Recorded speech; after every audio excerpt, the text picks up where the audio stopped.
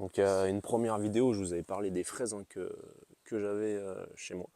Donc comme je vous disais, j'avais pris par rapport au stolon chez mes parents. Donc c'était par rapport à ces pieds-là. Ça c'était les pieds mères.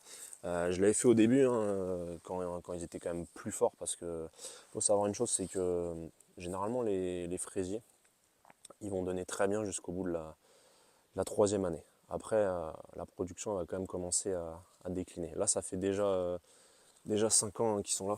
Donc bon, il y a des fraises, hein, vous voyez, il y en a quand même, hein. Mais on voit dans l'ensemble quand même que j'ai quand même l'impression qu'elles seront assez petites, hein. On verra ça par la suite. Mais c'est sûr que l'année dernière, par exemple, elles étaient déjà beaucoup plus grosses, hein. Après, ça peut aussi être le manque d'eau, hein. Ça va peut-être que, comme moi j'étais pas là, je sais pas si ça a été arrosé énormément. Mais en tout cas, au début, quand je les ai plantées, moi ce que j'avais fait, c'est que j'avais vraiment mis beaucoup de fumier, beaucoup de compost, des choses comme ça. Et j'ai même rajouté, pour booster, de l'engrais bio spécial petits fruits, qui est généralement bien équilibré en potasse, hein. C'est pour les fruits, vous pouvez même mettre de la cendre de bois. La cendre de bois, ça favorise les fruits, hein. C'est valable pour tout ce qui est tomate, pour beaucoup de choses. Au tout début, je les avais paillés. J'avais paillé avec du chanvre, j'avais paillé avec de la paille, et ça avait bien aidé à ce que les adventices, tout ça, hein, mauvaises herbes, hein, si vous préférez, ne se développent pas. Bon, là, c'est vrai que les fraisiers, regardez, ils ont tout colonisé. Donc même si il n'y a plus vraiment de paillage au sol, on voit, il reste presque plus rien. Euh, Même s'il n'y en a plus, c'est les fraisiers qui gèrent, quoi. Ils ne sont pas envahis par d'autres plantes, hein. Presque pas en tout cas.